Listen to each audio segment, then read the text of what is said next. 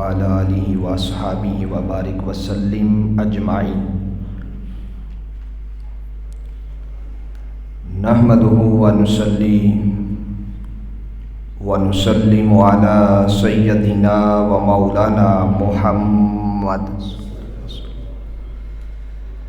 رسولہ النبی الامین الحنین الکریم الرؤوف الرحیم، اما بعد فاعوذ باللہ من الشیطان الرجیم، بسم اللہ الرحمن الرحیم۔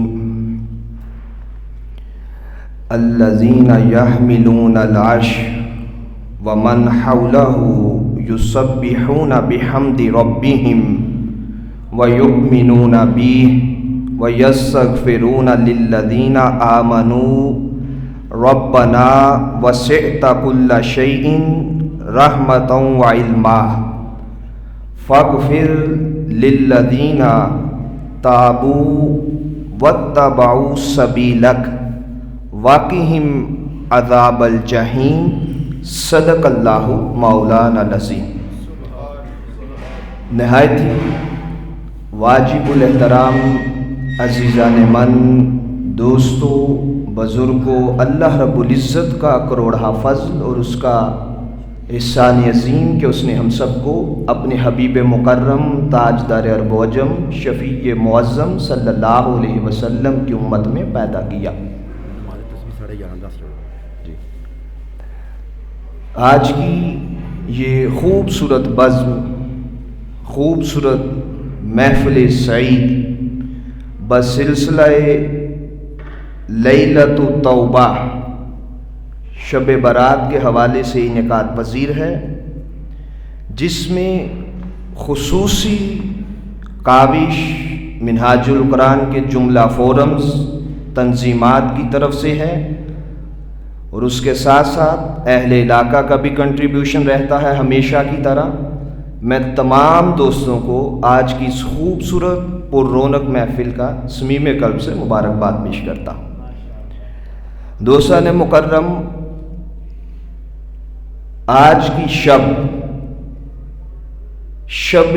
توبہ کے نام سے معروف ہے اور جانی جاتی ہے۔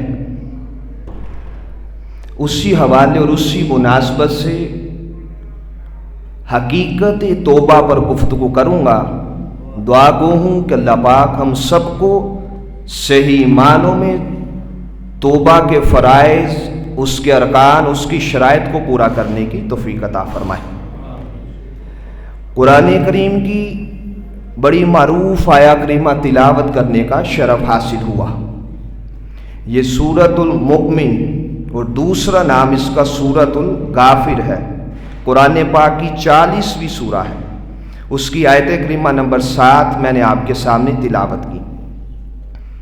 خصوصی توجہ چاہیے، انہماک کے ساتھ، توجہ کے ساتھ، روح اور سر کے جسم کے کانوں کے ساتھ اس گفتگو کو سماعت کیجیے۔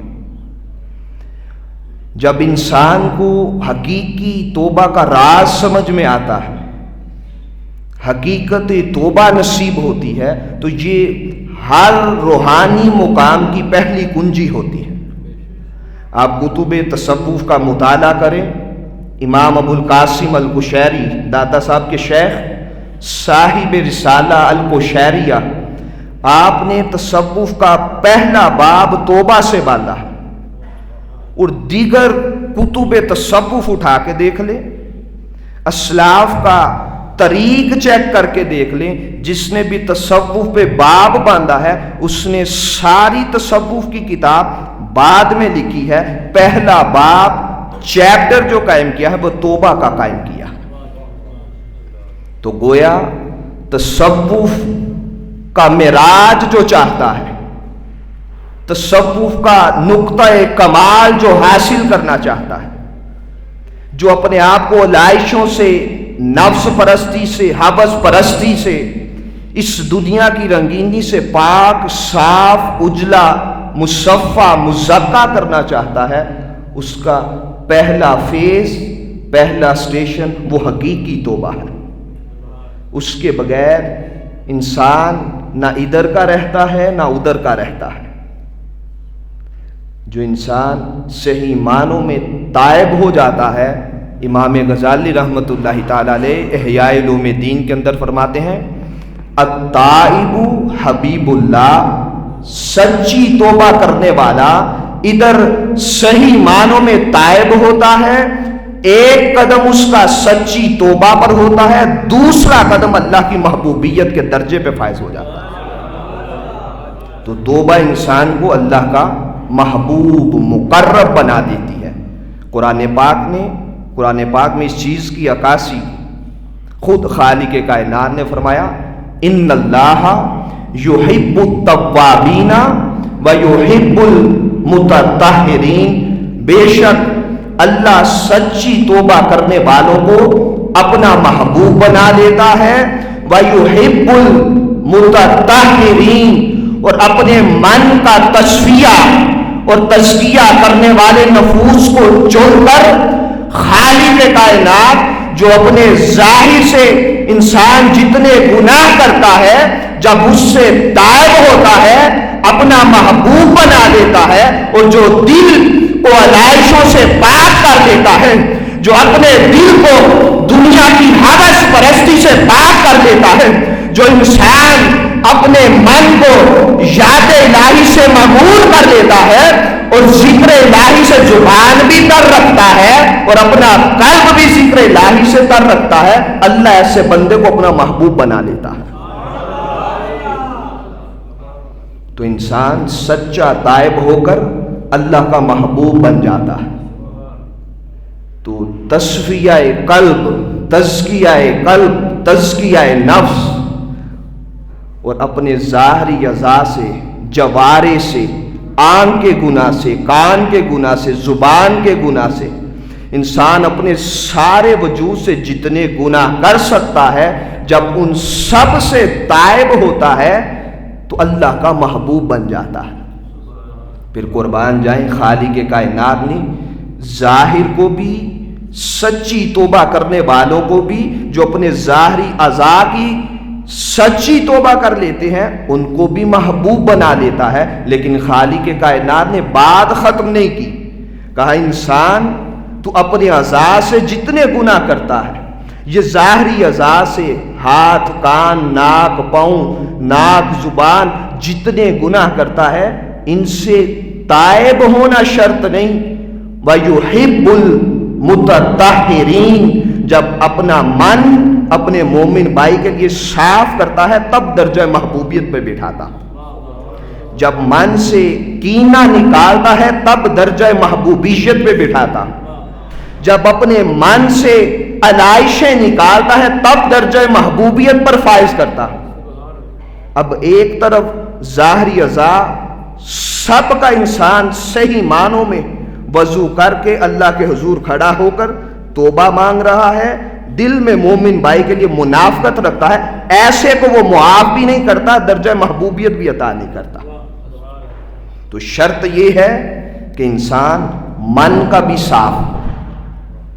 صوفیاء فرماتے ہیں ایک دن میں 4 دفعہ اللہ کے خاص ملائکہ اللہ کی انوار و تجلیات لے کر بندہ مومن کے قلب کے پاس آ کے کھڑے ہوتے ہیں، اس قلب کے دروازے پہ دستک دے کے چیک کرتے ہیں، اور جب جانگ کے اندر دیکھتے ہیں تو اس کے اندر پڑوسی کے حقوق سلب کیے ہوئے چھپے ہوتے ہیں، پڑوسی کے عیب انسان عیب چھپاتا نہیں، اس کے عیب کھولتا ہے، وہ بڑے ہوتے ہیں۔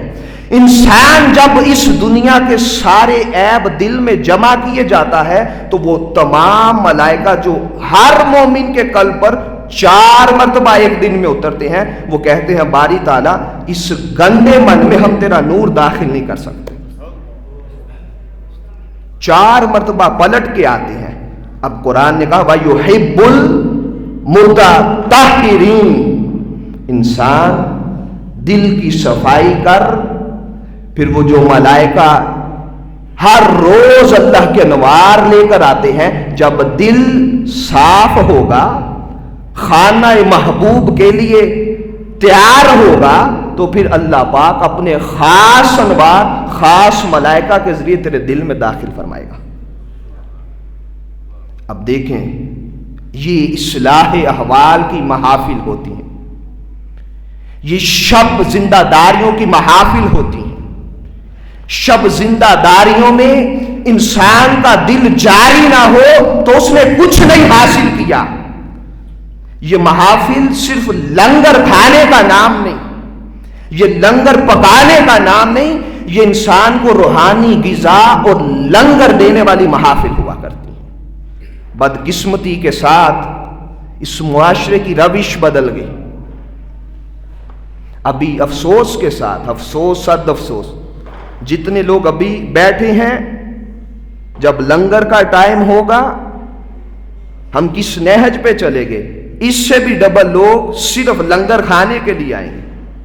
آپ خوش قسمت ہیں کہ اس وقت آئے اصلاح احوال کی بات سن رہے ہیں۔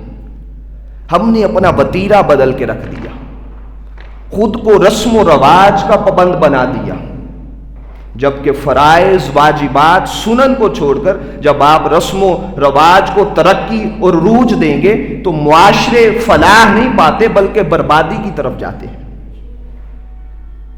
جب بھی ان محافل میں آئیں، اللہ اور اس کے رسول صلی اللہ علیہ وسلم کی رضا کی خاطر آئیں، تزکیہ قلب کی خاطر آئیں، فساد قلب کے علاج کی خاطر آئیں، دل کی دوا لینے آئے، دل کے امراض کی شفا یابی کے لیے آئے،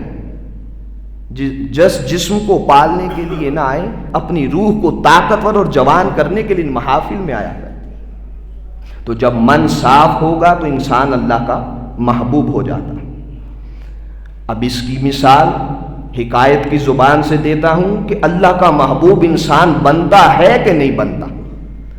آئیں کتب تصوف، تواریخ تصوف کو کھنگال کے دیکھیں کہ ایک لمحے میں سچی توبہ ہو رہی ہے اکابرین کی، دوسرے لمحے وہ درجہ محبوبیت پہ فائز ہو جاتے ہیں۔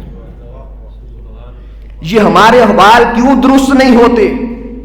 رزق میں فراوانی کیوں نہیں ہوتی؟ اولادیں دن بدن بگڑتی کیوں جا رہی ہیں؟ کیا ہم نے کبھی غور کیا، تفکر فی القرآن کیا، تفکر فی الآفاق عالم کیا؟ کیا اپنی ذات میں یہ 5-6 فٹ قد کے اندر کبھی غور کیا کہ اللہ پاک نے کتنی نعمتوں سے نوازا ہوا ہے اور ہم کتنی ناشکریاں کر کے اس سے دور ہوتے چلے جا رہے ہیں؟ آقا صلی اللہ علیہ وسلم نے فرمایا، جو صحیح معنوں میں تائب ہو جائے، سچا تائب ہو جائے، اللہ پاک اس کے عمر میں رزق میں بے بہار رحمت اور برکتیں نازل فرما دیتا۔ ہم کیوں درست نہیں ہو رہے؟ ہمارا بگڑا ہوا قلب، دل درست کیوں نہیں ہو رہا؟ کیا کبھی سوچا، تفکر کیا؟ جبکہ مصطفیٰ کا فرمان وہ سچا ہے، مبنی پر حقیقت ہے، قرآن مبنی پر حقیقت ہے۔ دوستو، یہی وجہ ہے حضور غوث اعظم شیخ عبد القادر جیلانی رضی اللہ تعالی عنہ نے کہا تھا، انسان تیری توبہ کو بھی ایک خاص توبہ کی ضرورت ہے۔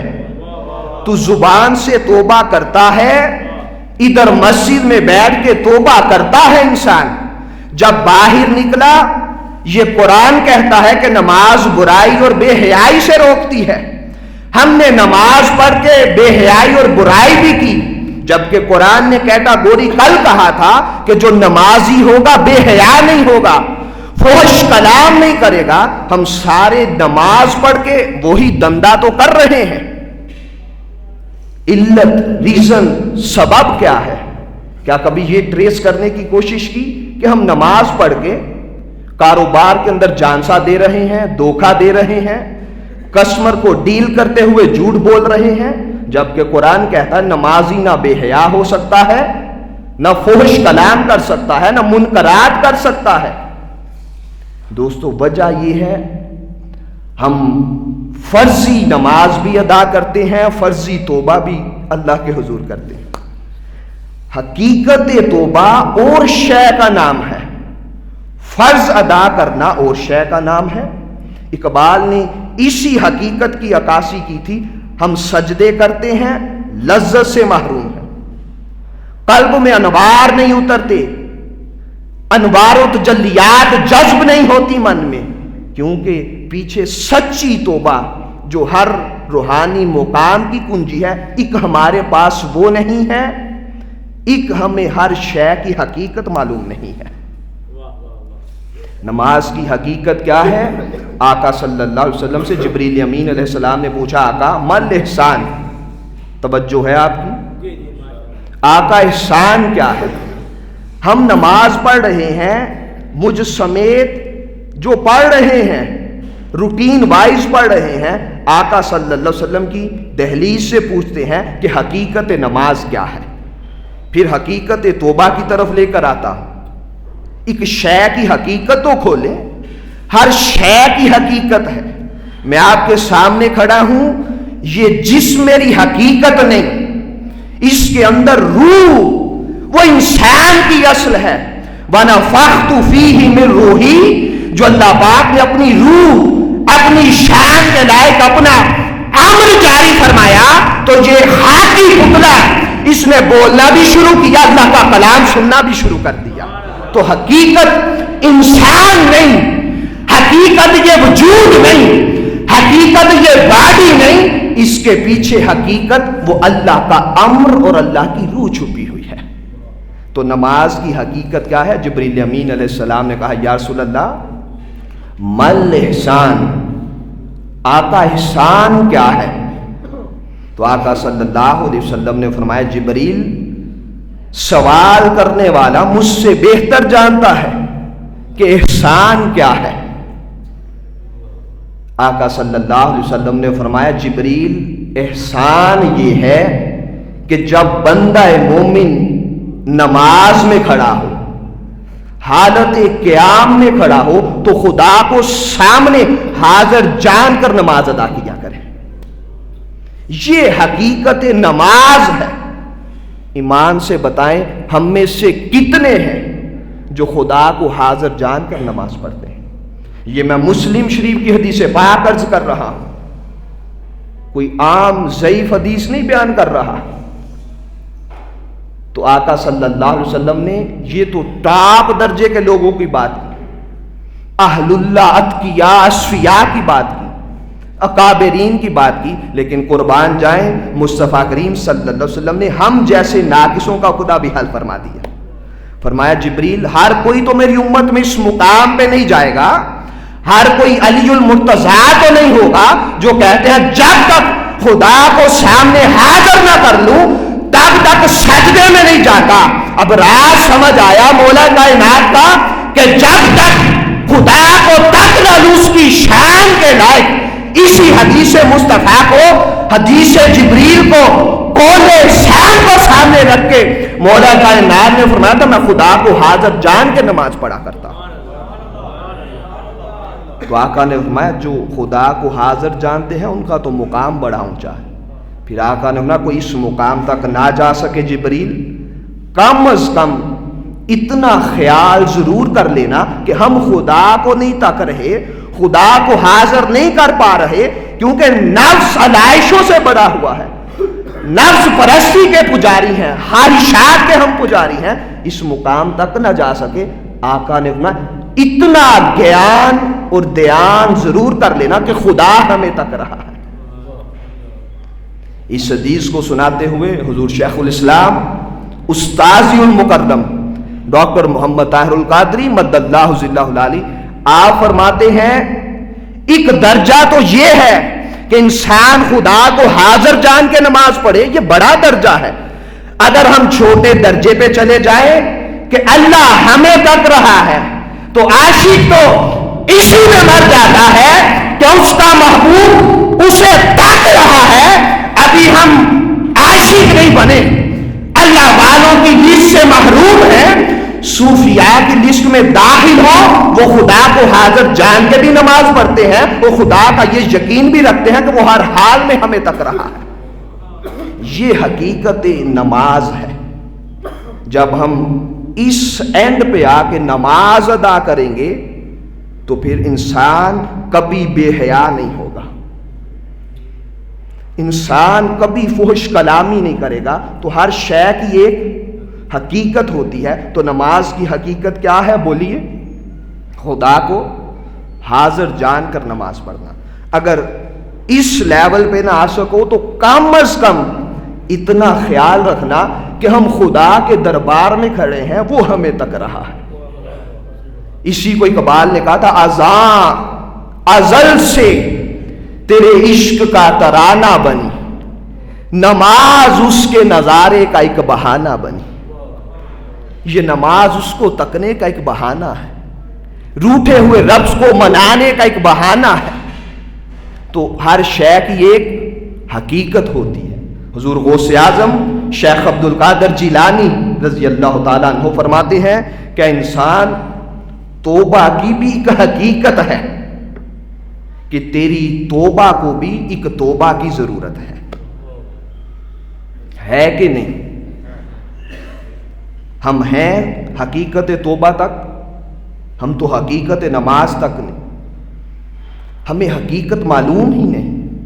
تو توبہ کی حقیقت حضور غوث اعظم رضی اللہ تعالیٰ عنہ فرماتے ہیں، انسان جب گناہ چھوڑ دے اور 7 سال تک اس گناہ کی لذت دل میں محسوس نہ کرے، تب اس کو حقیقت توبہ نصیب ہوتی ہے۔ اور اگر چند دنوں کے بعد وہی سگریٹ نوشی کی لذت دل میں محسوس آنی شروع ہو جائے تو سمجھ لے توبہ کو بھی توبہ کی ضرورت ہے۔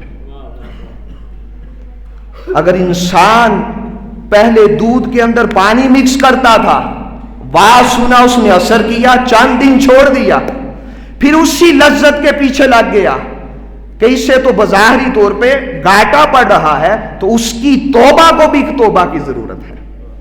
انسان نے کسی کا حق غصب کرتا تھا، چند دن کے لیے چھوڑ دیا، پھر وہی ڈکٹیٹرشپ، پھر وہی حق پامال کرنے شروع کر دیے، حق غصب کرنے شروع کر دیے، تو اس کی توبہ کو بھی ایک توبہ کی ضرورت ہے۔ قرآن کریم کی جو آیا کریمہ میں نے آپ کے سامنے تلاوت کی، یہ حال اور یہ احوال قرآن پاک میں حقیقی توبہ والوں کے اس مقام پہ بیان کیے گئے۔ اللہ پاک نے قرآن کریم میں ارشاد فرمایا، سورۃ المؤمن 40واں سورہ 7ویں آیت کریمہ، اللہ پاک نے فرمایا، الذین یحملون العرش ومن حولہ یسبحون بحمد ربہم ویؤمنون بہ وَيَسْتَغْفِرُونَ لِلَّذِينَ آمَنُوا۔ کیا خوب مرحلہ فکر ہے اس مقام پہ۔ اگر ہم حقیقی تائب ہو جائے آج سے، آج کی شب دعوت فکر دیتی ہے کہ انسان جیسی زندگی گزر چکی، آج سے صحیح معنوں میں تائب ہو کے اللہ کی طرف پلٹا، آج سے رجوع اللہ کر، اللہ کی طرف پلٹ گیا، پھر تجھے یہ مقام عطا کریں گے۔ جو فرشتے عرش کو اٹھائے ہوئے ہیں اور جو اس کے ارد گرد ہیں، ومن حولہ، اب اللہ کا عرش یہ سب سے بڑی مخلوق ہے، کل مخلوقات میں سے 18,000 اس کے عالم ہیں، سب سے بڑی مخلوق اس کا عرش ہے۔ اب جو فرشتے اس کو اٹھائے ہوئے ہوں گے وہ عام فرشتے ہوں گے؟ بولیے، وہ بھی سب سے افضل فرشتے ہیں، سب سے عظیم فرشتے ہیں۔ پھر جو اللہ کا عرش اٹھائے ہوئے ہیں وہ کل 8 فرشتے ہیں، پھر اس کے گرد و نواح میں ہزاروں کی تعداد میں انکاؤنٹیبل فرشتے ہیں۔ تو اللہ پاک وہ سارے منظر کی عکاسی فرما رہا ہے۔ اب اس سے آگے بڑی دلچسپ بات آ رہی ہے۔ جو آج کی شب صحیح معنوں میں تائب ہوگا ان کا مقام آگے ذکر ہو رہا ہے۔ جو آج سچی توبہ کر کے رب کو پکار کے آنسو بہا کے منائے گا، ان کا ذکر خیر اللہ خود فرما رہا ہے۔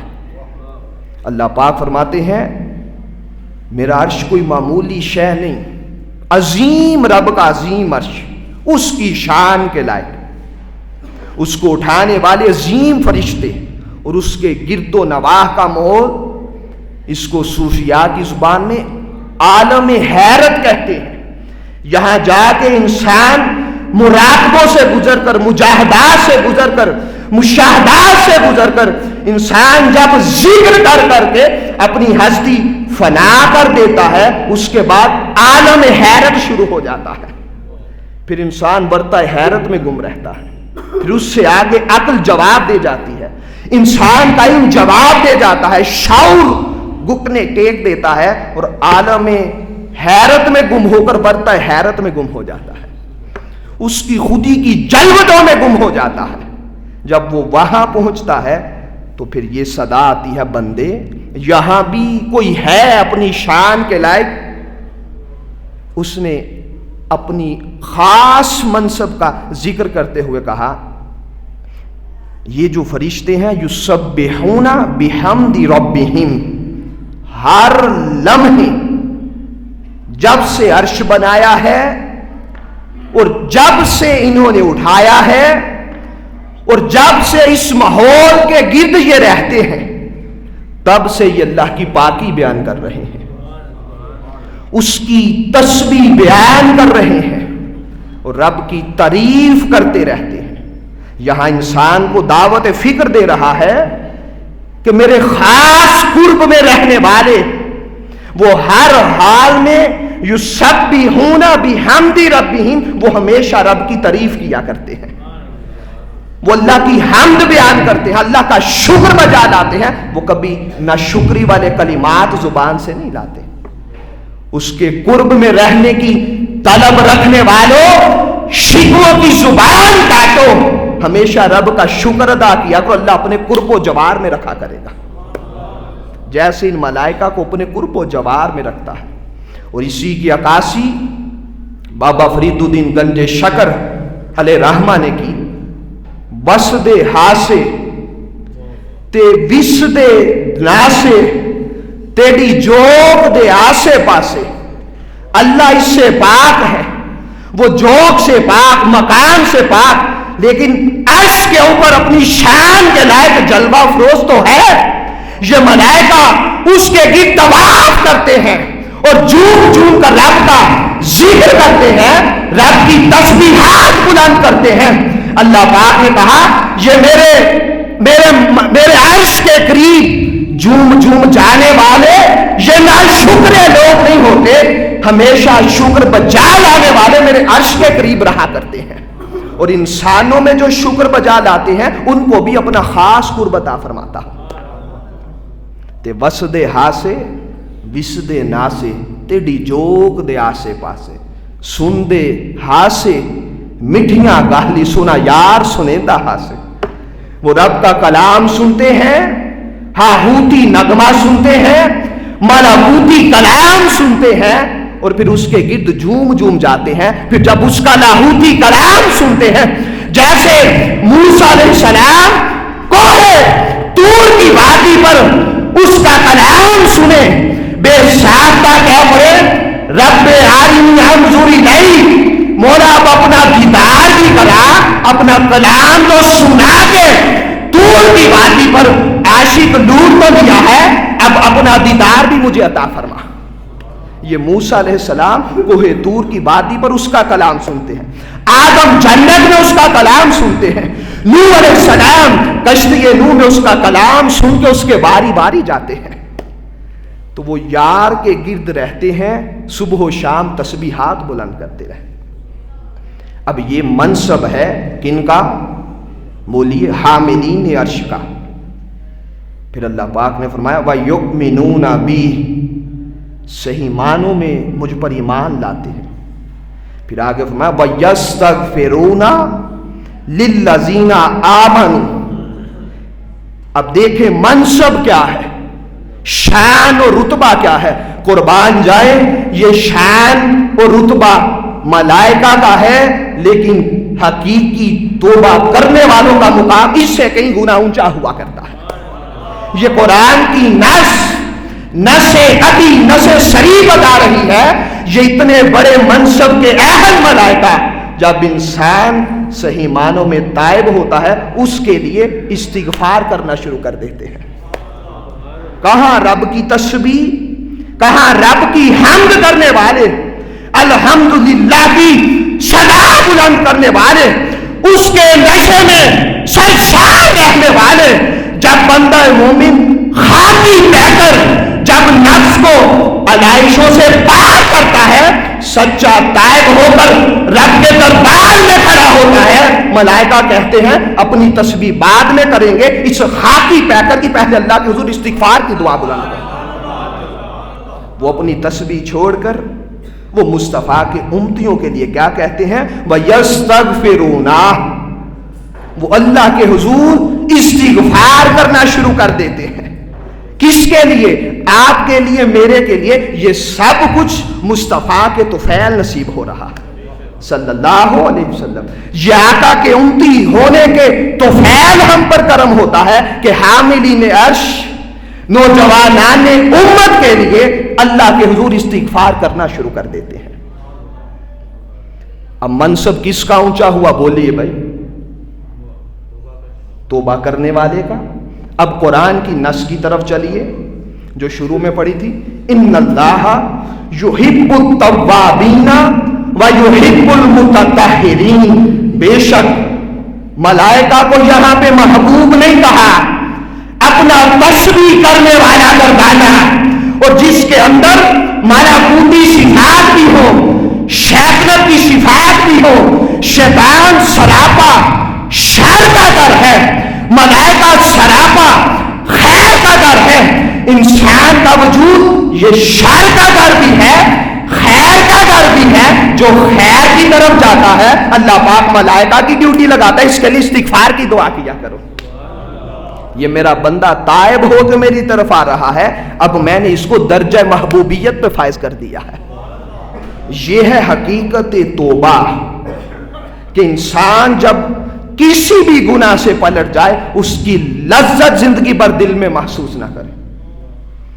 حضرت سہل بن عبداللہ تستری رحمت اللہ تعالی علیہ، یہ بھی صوفیاء کے سرخیل، آپ فرماتے ہیں میں نے 30 سال ایک گناہ پہ توبہ کی اور 30 سال مجاہدہ اس بات پہ کیا کہ اس گناہ کی لذت میرے قریب ہی بھٹکنے نہ پائے. یہ ہے حقیقت توبہ. جب ایسی توبہ ہوگی حاملین عرش بھی تمہارے لیے استغفار کیا کریں. اب یہاں پہ لغت کے حوالے سے بات کروں گا. استغفار اور توبہ میں فرق ہے. علماء تشریف فرما ہے، علامہ عاصم شہباز صاحب، ڈاکٹر شہزاد صاحب. استغفار ہوتا ہے سابقہ. اگر 30 سال گناہ کر کے پلٹے ہو رب کی طرف تو سابقہ 30 سال کے گناہ پلے ہے کہ نہیں؟ بولیے ہے کھاتے میں. ان 30 سالوں کے اوپر رونے کا نام استغفار ہے. اور توبہ کی شے کا نام ہے کہ اب مولا کبھی اس گناہ کی طرف پلٹ کے نہیں جاؤں گا. تو سابقہ گناہوں پر رونا، چیخو پکار کرنا، اللہ کو منانا، یہ استغفار ہے. ملائکہ کہتے ہیں باری تعالیٰ یہ ڈیوٹی ہمیں دے دے، تو نے درجہ محبوبیت پہ اس کو فائز کرنا ہے. یہ تیرا محبوب ہے تو ہمارا بھی محبوب ہے. جب خدا کا محبوب ٹھہرا تو باقی پیچھے کیا شہ رہ جاتی ہے، پھر ملائکہ کا بھی محبوب ہو جاتا ہے. تو استغفار پچھلے سابقہ سارے گناہوں کی ملائکہ ہمارے لیے استغفار کرنا شروع کر دیتے ہیں. یہ ہے بندہ مومن کا مقام. حدیث پاک اندر جب اللہ کو کسی بندے سے محبت ہو جاتی ہے تو جبریل کو ندا دے کر کہتا ہے مجھے فلاں بن فلاں سے محبت ہوگی. باری تعالیٰ میرے لیے کیا حکم ہے؟ اللہ پاک کہتا ہے جبریل تو بھی بشر حافظ سے محبت کر، سچا تائب ہو چکا ہے. فضیل بن عیاض سے محبت کر، حقیقی تائب ہو چکا ہے. تو بابا فرید الدین گنجے شاکر سے محبت کر، یہ حقیقی وارث تصوف لوگ تھے، یہ سچے تائب ہو چکے ہیں، اب میرے بھی محبوب ہو چکے ہیں. تو اللہ پاک کہتا ہے جبریل تو بھی ان سے محبت کر. پھر آسمان دنیا پر ندا کر اللہ کو یہ بندہ محبوب ہو چکا ہے. تو حاملین عرش سب سے پہلے بندہ مومن کو اپنا محبوب بنا لیتے ہیں. پھر اس بندہ مومن کی محبت دنیا میں داخل کی جاتی ہے. پھر اس سے آگے ملائکہ کیا کہتے ہیں؟ ربنا، اے ہمارے رب، وسعت کل شیء رحمۃ وعلما فاغفر للذین تابوا واتبعوا سبیلک وقہم عذاب الجحیم. پھر آگے فرماتے ہیں اور اللہ کے حضور التجا کرتے ہیں ہمارے رب اپنی رحمت اور علم سے ہر شے کا تو احاطہ فرمائے ہوئے ہے. تجھے معلوم ہے اس نے سیاہ کام کس کوٹھری میں کیا تھا, بند کمرے میں کیا تھا, علن اعلانیہ کیا تھا. مولا سارے کے سارے گناہ تو احاطہ بھی کیے ہوئے ہے اور تو قدرت بھی رکھتا ہے, سارے ایک لمحے میں معاف فرما سکتا ہے.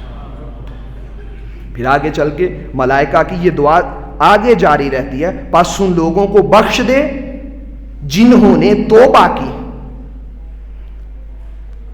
فاغفر, پس تو بخش دے, للذین, ان سب لوگوں کو, تابو, جو اللہ کی طرف پلٹ چکے ہیں. یہ لیلۃ توبہ, یہ آج کی شب اس کی طرف پلٹنے کی شب ہے. آؤ دوستو سچی نیت کریں, ارادہ باندھیں, نیت کریں. جب انسان ارادہ کرتا ہے, نیت پختہ کرتا ہے, اللہ پاک اس کی نیت کو بھی چار چاند لگا دیتا ہے. آج سے حقیقی توبہ کا کنسیپٹ لیں, چھوڑ دیں. جیسی دنیا پیچھے گزر گئی, داتا گنج بخش علی حجویری آپ فرماتے ہیں انسان ماضی تیرا جیسا گزر چکا سچا تائب ہو جا, رب سارے ہی معاف فرما دیتا ہے. اپنا حال درست کر, مستقبل کو نہ سوچ, مستقبل تو خدا کے ہاتھ میں ہے, تیرا حال تیرے ہاتھ میں ہے, اس کو سنوار. ماضی گزر چکا, رنجیدہ ہو, ندامت کے آنسو بہا, وہ معاف فرما دے گا. تو ملائکہ کہتا فاغفر للذین تابو, ان لوگوں کو معاف فرما جنہوں نے سچی توبہ کی, واتبعوا سبیلک, اور تیرے رستے کی پیروی کی, مصطفیٰ کے دین کی خدمت کی, پیروی کی, اور مصطفی کارکن بن کر مصطفیٰ کے دین کی جو خدمت کرتا ہے ملائکہ اس کے لیے بھی دعا فرماتے ہیں. پھر ساتھ فرمایا باری تعالیٰ واقعہم عذاب الجحیم, ان کو آگ کے دردناک عذاب سے محفوظ فرما. دوستان مکرم, آخری ایک دو بات عرض کر کے گفتگو کو کمپائل کر رہا ہوں. اب دیکھیں ملائکہ کا مقام کتنا اونچا ہے. رپیٹ کر لیں, یہ حاملین عرش کو جتنے نیچے ملائکہ ہیں ان کے علاوہ اللہ پاک ہر روز کہتا ہے حاملین عرش کو تمام ملائکہ سلام کیا کرو. وہ ساری ملکوتی جہان, عالم ملکوت کس کو سلام کرتا ہے؟ حاملین عرش کو. وہ حاملین عرش سچی توبہ کرنے والوں کے لیے دعائیں کر رہے ہوتے ہیں. یہ ہے حقیقت توبہ, یہ ہے انسان جب اس جہان میں آ کے گوتا زن ہوتا ہے. اب سمجھ آئی ہر روحانی مقام کی کنجی وہ توبہ ہے. اور صوفیاء نے اپنی کتاب کے اندر اور اپنی کتب تصوف کے اندر ہر ایک نے پہلا باب ہی توبہ کا باندھا ہے. جس کو توبہ نصیب ہوتی ہے وہ ملکوتی جہان میں رہنا شروع کر دیتا ہے, وہ عرشی ہو کر فرشی اس پہ ناز کرنا شروع کر دیتے ہیں. اور اللہ پاک کہتا ہے اب سمجھ آئی انی عالم ما لا تعلمون. جب آدم کو بنا رہا تھا تم نے کہا تھا یہ دنگا فساد کرے گا, خون ریزی کرے گا, قتل و غارت گری کرے گا. آؤ اب حقیقی توبہ کرنے والے کا مقام دیکھو. جو حقیقی تائب ہوتے ہیں میں حاملین عرش کو ان کے لیے توبہ کے لیے لگا دیتا ہوں. وہ میرے بندہ مومن کے لیے استغفار کی دعائیں کرتے ہیں. دوستان مکرم, یہ راز جو لوگ پا گئے وہ باجزید بستامی علیہ رحمہ ٹھہرے. عین الفقر سلطان بہو رحمت اللہ تعالیٰ علیہ کی کتاب ہے, اس سے یہ حکایت آپ کے سامنے رکھتا ہوں. باجزید بستامی علیہ رحمہ ایک روز رب سے ہم کلام ہوئے. اللہ پاک کے حضور ہر رات شب زندہ دار شخص اور آہ شب زندہ داریاں کرنے والی ہستیاں جن میں باجزید بستامی علیہ رحمہ آتے ہیں. اور بعض صوفیاء نے کہا کہ یہ صوفیاء کے سرخیل تھے. ابھی آپ جب بات سنیں گے عشق کی بات, حقیقی توبہ کی بات, اور رمز شناس لوگ, حقیقت شناس لوگ, عارف باللہ باقی باللہ لوگ, جب آپ ان کی بات سنیں گے تو آپ کو خود معلوم ہوگا کہ باقی یہ صوفیاء کے سرخیل تھے. اور جیسے انہوں نے عشق الہی کا جام پیا ہے شاید ہی کسی اور نے اس درجے کا پیا ہو. جب اللہ سے ہم کلام ہوئے, خاص لطف کی گڑیاں ہوتی ہیں, یہ بھی خاص لطف کی گھڑیاں قریب آن پہنچی ہیں. بایزید بسطامی علیہ رحمہ جیسی ہستیاں، وہ ہم تو کبھی کبھار جاگنے والے لوگ ہیں، وہ ہر شب رات پوے تے درد مندانو نیند پیاری آوے، درد مندانو تانگ سجن دی ستے آن جگاوے. میاں محمد بخش عارف کھڑی ان صوفیاء کی عکاسی کرتے ہوئے فرماتے ہیں، ہم جیسے بے دردے وہ رات کو بستر کے اوپر جا کے سارے دن کی تھکان اتارتے ہیں، جو درد مند عاشق ہوتا ہے وہ رات کو بستر چھوڑ کے اللہ کے حضور بایزید بسطامی کی طرح کھڑا ہو جاتا ہے. پھر اللہ پاک خاص انعام فرماتا ہے ایسی ہستیوں پہ. تو کہا ہے بایزید یہ اتنی محنت، اتنی مشقت، اتنی ہارڈ ورکنگ اس لیے کرتا ہے، یہ سارے مجاہدات، ریاضت، محنت اس لیے کرتا ہے کیا مقام عرش کا طالب ہے. یہ عرش کی بات کر رہے تھے حاملین عرش کی. کہ بایزید اس لیے محنت کرتا ہے کہ مقام عرش پہ بٹھا دوں. کہا نہیں مولا میری کیا مجال، عاجزی دیکھیں. توبہ جب انسان کو نصیب ہوتی ہے تو وہ باادب بنا دیتی ہے، وہ انسان کو با کردار بنا دیتی ہے، وہ کریکٹر لیس سے اٹھا کے انسان کو کریکٹر والا، ایٹیکیٹس والا، مینرز کا روپ دے دیتی ہے. کہا نہیں مولا میری کیا مجال، کیا میں مقام کرسی پہ بیٹھوں یا مقام کرسی کے قریب بھی آؤں، وہ تو روحانیوں کی جگہ ہے، میں روحانی تھوڑا ہوں. اللہ پاک نے پھر ندا دی. کہا بایزید اچھا اس لیے محنت کرتے ہو کہ کرسی مل جائے، واسیہ کرسی السماوات والارض. کہا نہیں مولا وہ کرسی وہ تو خاص کروبی ملائکہ کی جگہ ہے، وہی تیرے ارد گرد طواف کرتے ہیں، بندہ بشر کی کیا مجال کہ تیری کرسی کے گرد طواف کرے.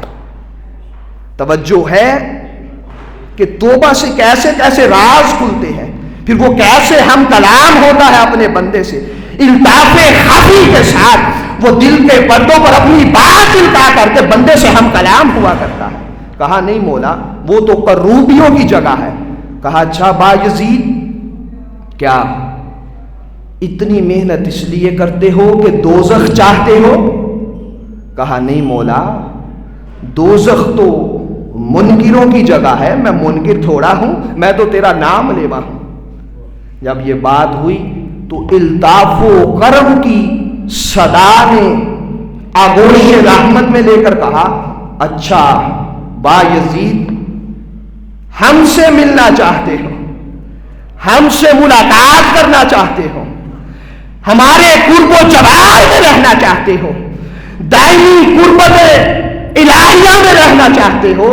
اچھا بایزید سمجھ گئے جب سارے سوال خالق کائنات نے کر لیے تو ایک یہی بچتا تھا کہ ہمارے قرب میں رہنا چاہتے ہو، ہمیں پانا چاہتے ہو. کہا بایزید اگر ہمیں نہ پاؤ تو بھلا کیا کرو گے،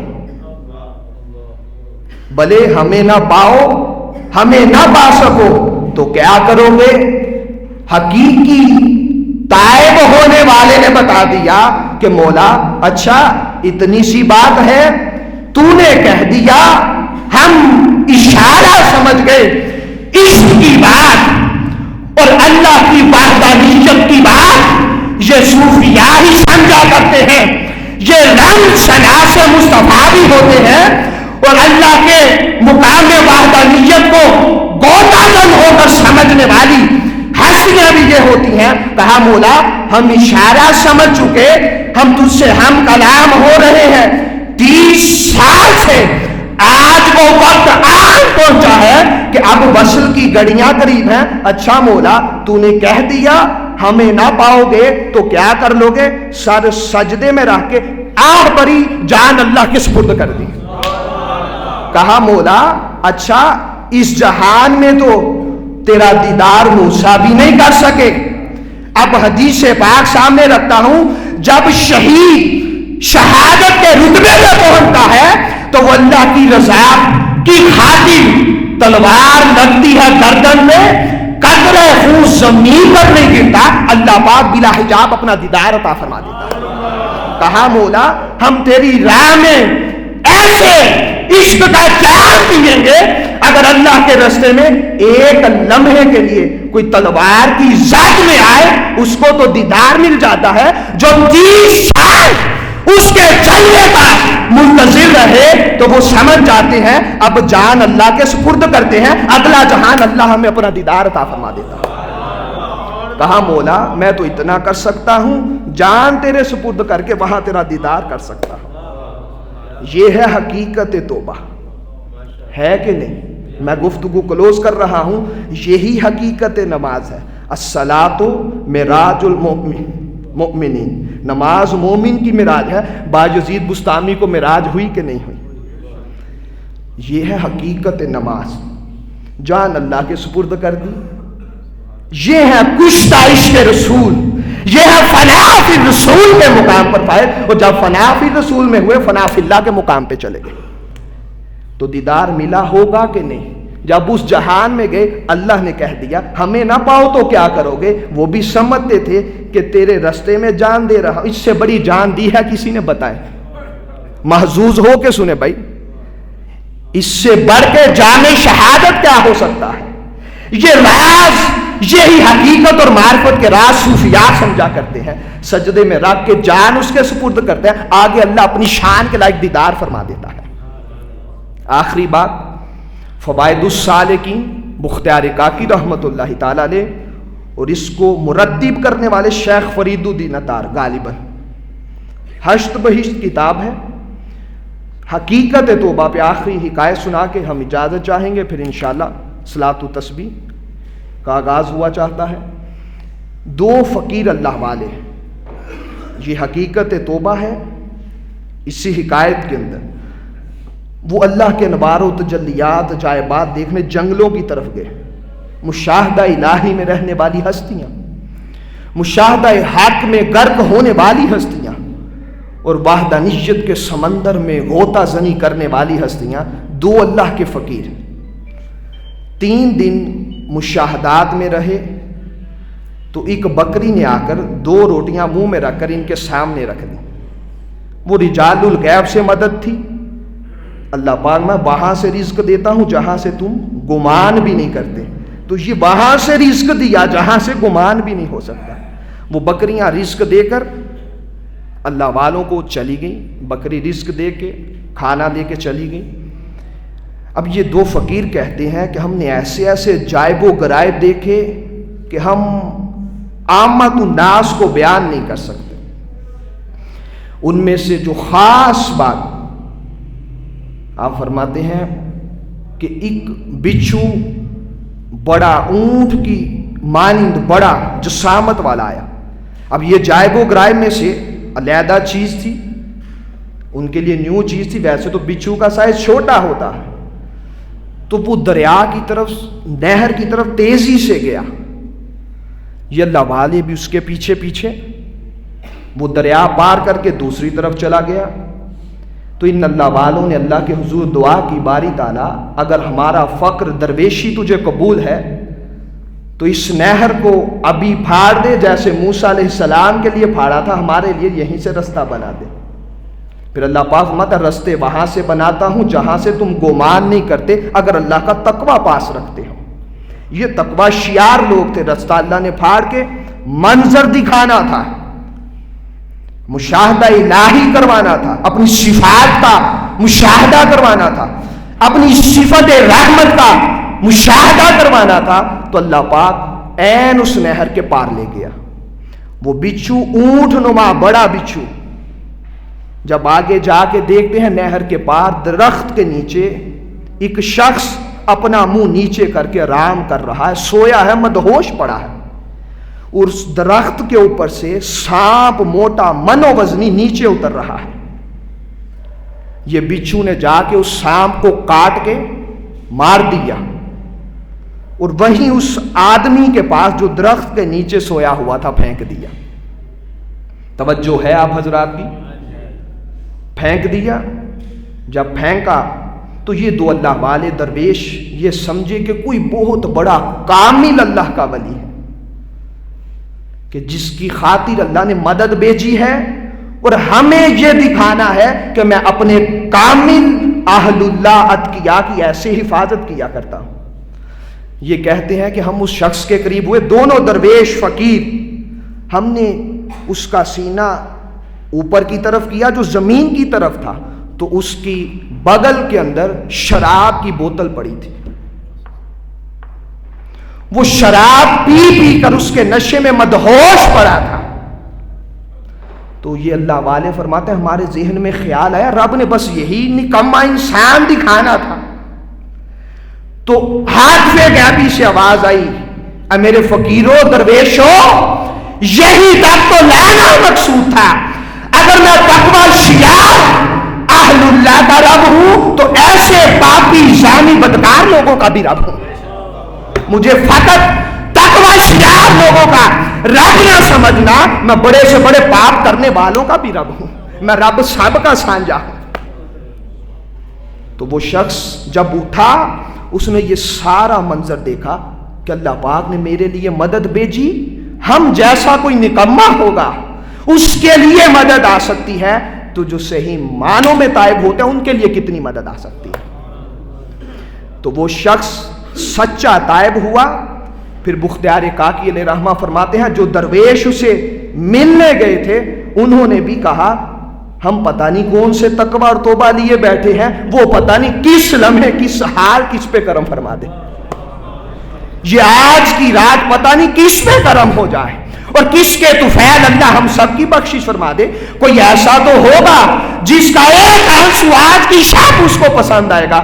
دوستو کبھی کسی کے ظاہر پہ نہ جانا، کبھی کسی کے ظاہری لباس پر بت و پاش پہ نہ جانا، جب اس کی الطاف و کرم کی ہوا چلتی ہے لاکھ زانیوں کو سجادہ نشین بنا کے رکھ دیتی ہے، وہ مصلی آباد کر کے بیٹھ جاتے ہیں، ان کی اجڑی ہوئی بستیاں رب ایک نگاہ سے اجڑی ہوئی کھیتی اور ویران گھر آباد کر کے رکھ دیتا ہے۔ پھر وہ شخص ایسا تائب ہوا، اس نے کہا ہم جیسے نکموں پر اتنا کرم ہے، جب صحیح معنوں میں تیرا بن کے لوٹوں گا پھر کتنا کرم کرے گا۔ اس نوجوان نے 70 حج توبہ کرنے کے بعد پیدل کیے اور ان فقیروں درویشوں کو یہ سبق دیا اللہ کے گھر جب جاتے ہیں تو پھر اپنی ظاہر کو بھی بھول جاتے ہیں، باطن کو بھی بھول جاتے ہیں، ادب کا پیکر بن کر 70 حج اسی کعبے کے رب کی طرف آؤں گا جس نے مجھ جیسے گناہگار کتنی بڑی لاج رکھی ہوئی ہے۔ تو آج اس نے ہمارے عیبوں پہ پردے ڈال رکھے ہیں مصطفیٰ کے توفیق۔ آج ایک پاپ کریں میں آپ کے سامنے نہیں کھڑا ہو سکتا۔ سابقہ قوموں کے حوال پڑھ کے دیکھیں، جس گھر میں ظلم ہوتا باہر لکھا جاتا، شراب پیتے باہر لکھا جاتا، زنا کرتے باہر لکھا جاتا، جو عیب کرتے ان کے ماتھوں پہ لکھا جاتا۔ آج مصطفیٰ کی رحمت اور کرم نے یہ سارے عیب چھپا رکھے ہیں۔ ایک گناہ میرا ماں پیو بیکھے تو کڈے دیس نکالا، لاکھ گناہ میرا اللہ بیکھے پردے پاون والا۔ دوستو وہ عیبوں پہ پردے ڈالتا ہے۔ آؤ توبہ ہر روحانی مقام کی کنجی ہے۔ یہی شب لیلۃ التوبہ کا پیغام ہے، آج کی شب کا پیغام ہے۔ اللہ پاک قبیلہ بنو کلب کی بکریوں کے بالوں کے برابر آج کی شب مغفرت و بخشش فرمائے گا مصطفیٰ کے ان امتیوں کو جن پر جہنم واجب ہو چکی ہوتی ہے۔ آؤ تحریک منہاج القرآن کے جہاں دیگر اغراض اور مقاصد ہیں 20، ان میں سب سے بڑا مشن یہ ہے حضور سید شیخ الاسلام کا، جو تحریک منہاج القرآن کے مقاصد و اہداف ہیں، سب سے پہلا مقصد یہ ہے رجوع اللہ کرو، تو وہ کبھی توبہ کے بغیر نصیب نہیں ہوتا۔ اس دور کے اندر جہاں تصوف کو دندہ کاروبار بنایا جا رہا تھا، آپ نے 40 سال ہو گئے شب بیداریوں کی محافل کر کے اس امت کو اور نوجوانان امت کو یہ سارا پلیٹ فارم مہیا کیا ہے۔ یہ اسی کی عکاسی ہے۔ ہم حضور شیخ الاسلام کی صحت و سلامتی کے لیے بھی دعا گو ہیں، جتنے دوست احباب یہاں پہ سب کے لیے دعا گو ہیں۔ اللہ پاک ہم سب کو صوفیاء کے نقش قدم پر چلتے ہوئے حقیقی توبہ نصیب فرمائے، ہم سب کے احوال درست فرمائے۔ وما علینا الا البلاغ المبین۔ تمام دوست احباب وضو فرما لیں۔